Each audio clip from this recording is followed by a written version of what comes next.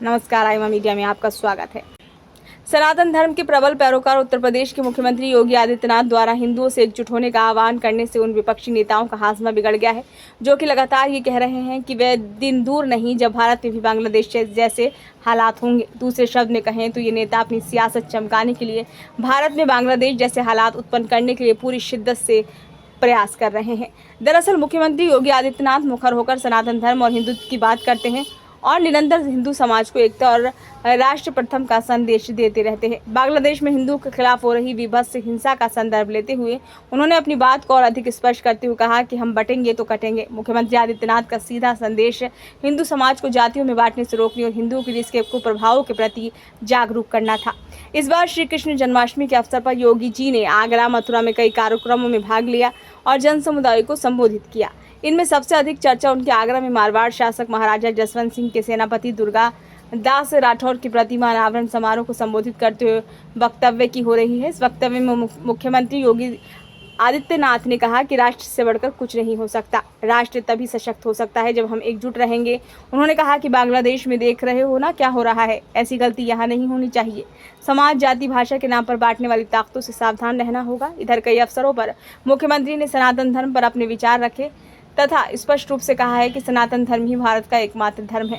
मुख्यमंत्री योगी आदित्यनाथ के बयानों से समाजवादी पार्टी के मुखिया अखिलेश यादव और मुसलमानों के एकमात्र स्वयंभू नेता बनने के लिए लालायित AIMM के असदुद्दीन ओवैसी बौखला गए हैं। सपा मुखिया अखिलेश यादव ने कहा कि योगी प्रधानमंत्री बनना चाहते हैं, कम से कम उन्हें प्रधानमंत्री का रोल नहीं अदा करना चाहिए।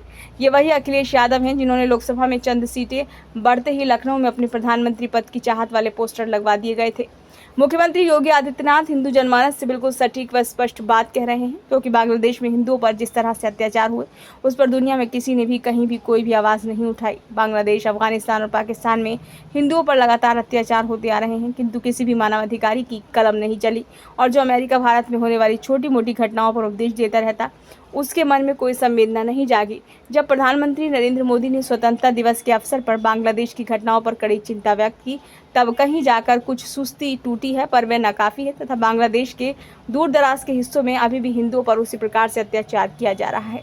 जिस तरह बांग्लादेश में हिंदुओं के साथ बर्बरता की गई व पवित्र मंदिरों को ध्वस्त किया गया, वह बहुत ही हृदय विदारक था। किंतु इस भयावह मानवीय त्रासदी पर मोमबत्ती हाथ में लेकर एक भी वामपंथी जुलूस नहीं निकला। भारत के तथाकथित वामपंथी व इंडी गठबंधन के सभी नेता व विचारक फिलिस्तीन और गाजा पर तो आंसू बहाते रहते हैं और सोशल मीडिया पर कैंपेन चलाते रहते हैं, किंतु बांग्लादेश में हिंदुओं के खिलाफ हिंसा पर मौन हो जाते हैं। इनकी सभी समीक्षाएं व चर्चाएं पूरी तरह से हिंदू विरोध पर ही केंद्रित रहती हैं, क्योंकि संगठित हिंदू इनका वोट बैंक नहीं है। और आजकल ये कांग्रेस नेता राहुल गांधी के नेतृत्व में हिंदू समाज को टुकड़ों में विभाजित करने के लिए हर जगह हिंदुओं की जाति खोज रहे हैं। योगी जी के बयानों पर विपक्षी विचारकों का कहना है कि उत्तर प्रदेश में आगामी उपचुनाव को ध्यान में रखते हुए वे इस प्रकार की बयानबाजी कर रहे हैं। ये तर्क पूरी तरह से असत्य है, क्योंकि जब से योगी जी ने मुख्यमंत्री का पदभार संभाला है, उन्होंने अयोध्या, मथुरा और काशी को विकास कार्यों के केंद्र में रखा है और विभिन्न अवसरों पर सनातन धर्म पर विचार व्यक्त किए हैं। तथाकथित वामपंथी विचारक की अनर्गल बात भी कह रहे हैं कि योगी जी के बयानों के कारण बांग्लादेश के साथ संबंध खराब हो सकते हैं। क्या ऐसे हिंदू द्रोही वामपंथी समाजवादी विचारों के कारण हम बांग्लादेश के हिंदू की चिंता करना बंद कर दें? जिस तरह विपक्ष के नेता कह रहे हैं कि एक दिन भारत के हालात भी बांग्लादेश की तरह होने वाले हैं, वो चिंताजनक है।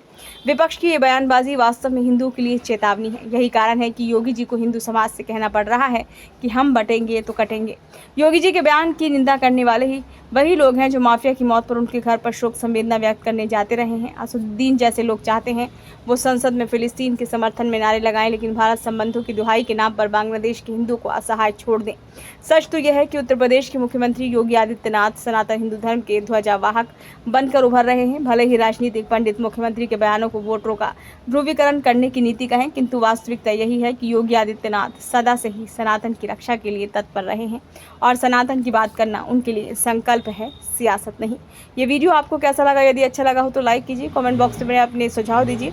यदि आपने इस चैनल को अभी तक सब्सक्राइब नहीं किया है तो कृपया इसे सब्सक्राइब कर दीजिए।